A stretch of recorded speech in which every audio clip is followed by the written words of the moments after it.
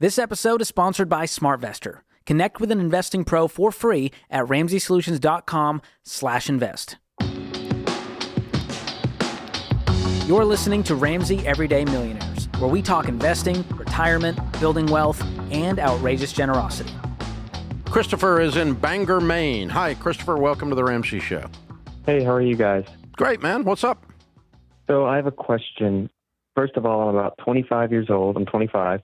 I have no debt, and I have about $13,000 in a brokerage fund in a total stock market 500 index. I also have $15,400 in savings, and I just opened a Roth IRA with about $1,200 in it. And because I don't own a house and I have no debt, I feel like I can invest more than just maxing out my Roth IRA. So my first question is, do you think that I should take the tax hit up front and take my money out of my brokerage to put it in the Roth, or if I should keep it in, say for a house, and also what I can do with extra income, how I can invest that? What's your income? Right now it's a little sporadic. I'm a deckhand on a boat. It could be anywhere from $2,000 to $3,500 a month. What are you making a year? With this, maybe 30 or so. Okay, so you're making $30,000 a year. Are you living on the boat? No, I live in my own housing. Okay. All right. So what was the purpose of the brokerage account? What was your goal with that? So that was actually something that my father set up for me when I was 18, and of course I didn't really understand it. And so for a little while I was just funding it until I kind of realized, hey, I need to understand what's going on without just blindly funding an account. That's smart. That's good to be understanding what you're putting money into and why. And so that's the heart of my question, is figuring out what are your next goals. You have no debt. You have some money in savings. That's good. We're going to call that your emergency fund. And so your next step would be to invest 15% of your income into those tax-advantaged retirement accounts. Okay. So I'm not seeing a need to fire sale, liquidate the brokerage immediately. You could use your future income to fully fund that Roth. Even then, do you have any other ways to increase your income long-term?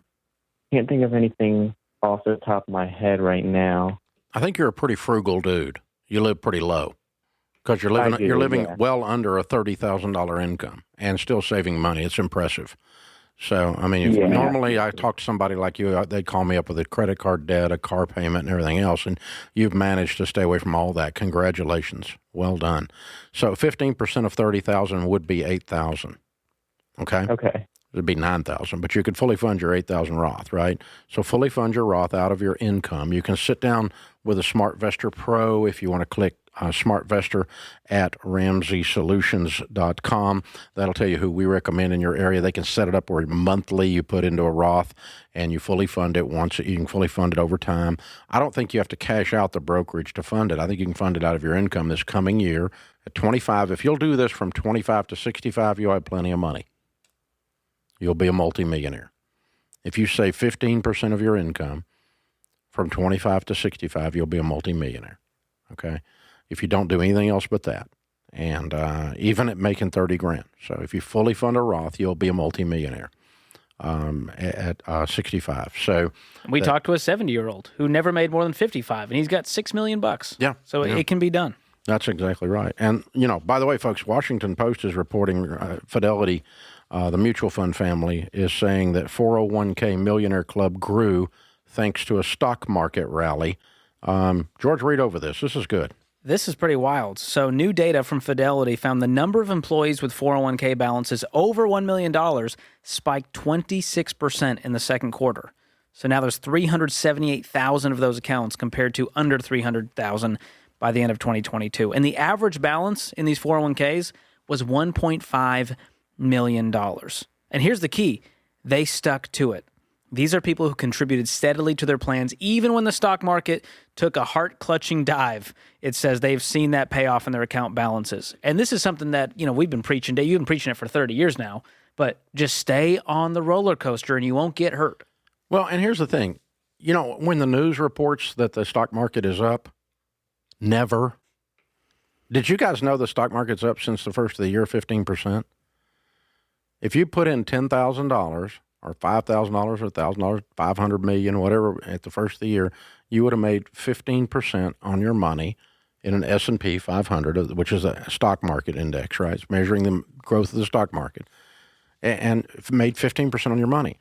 But, the news is inflation's 9.6%. There's supply chain problems, and Hillary, the hurricane, not the woman, hit California. I mean, this is it. That's a good caveat. Yeah, we need to be hurricane, clear. not the woman. No emails were deleted in this message, but yeah. So the wow, I mean, this is encouraging. 15% in 1 year. From the first January 1 to today. Have you heard a single news report? Well, got to give it to the Washington Post. Fidelity reporting Millionaire Club is up, right? The number of workers with $1 million or more in their 401ks hit an all-time high. Wow. And the Eeyores are still out there, Dave. You know what the new line is now? Well, $1 million isn't enough anymore, Dave. It's more than you got, whiner. That one's my favorite. Won't get you as far as it used to. Won't. It'll get you further than you are. But these people aren't retired while you're yet, whining. And they've got $1.5 million. They're still on the journey. Yeah, and here's what the interesting thing is. You run all these formulas and theories and stuff. I was meeting with the Every Dollar team the other day, and they're working out a formula for a retirement calculator we're going to build into that thing. And I was just don't do it like the financial industry. Because the financial industry runs a bunch of hypothetical crap that never actually occurs. What actually really occurs? See, if I give you some examples, like say, for example, okay, if you invest $100 a month from age 25 to age 65 in a decent growth stock mutual fund that averaged 12%, you'd have $1,172,000. That's an example. Well, $1,172,000 is not enough, and you didn't inflation adjust that. And is that CGR? What kind of math? What kind of freaking nerd cares? You got $1 million more than your dad, who had nothing. Shut your butt up and save money. Hello. This is the point. So quit trying to. Our purpose here is to get you to actually do this stuff, not run theoretical think tanks. The doing it is the difference. Most of the people we interviewed that had $1 million, they can't tell you what a CGR is. They didn't sit and wring their little nerd analytical hands over whether, what kind of inflation rate do we use? Because in the last 10 years prior to Biden, it was 2.6%. Do we use a post-Biden inflation rate or a pre-Biden inflation rate? Or do we go back 72 years since the CPI started and it's 4.2%? What do we do with our... Good God! You sound just like... Would you just shut up and put some money in your account? You haven't even mentioned expense ratios yet, Dave. I left those out, too. And 12B1 fees. Like I don't know they're there. Because I don't care if they're there. Well, the people that invest are the ones that have money. The ones that don't invest because they get paralysis of the freaking analysis, don't do anything. They have no money. So that's the beauty of this young man, Brent. Oh, yeah. See, he didn't need he's working on a boat. He's working on a boat in Maine. Hello, making $30,000.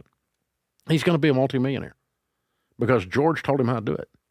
And he's going to actually go do it. And he's not trying to impress his friends with a giant car payment. And he didn't need some kind of hypothetical, 19 variable adjusted rationalization to learn to be an investor. He thought, my dad got me started with this. It's probably a good idea that I do some more of it. Well, way to go, Brent. You got something called common sense. They got it in Maine. They got it in Tennessee.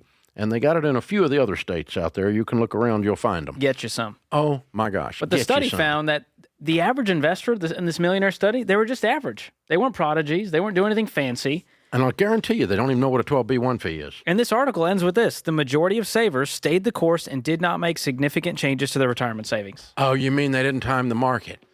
You mean they didn't worry about the dollar being sniper shot by a whole new currency coming out of China and Brazil?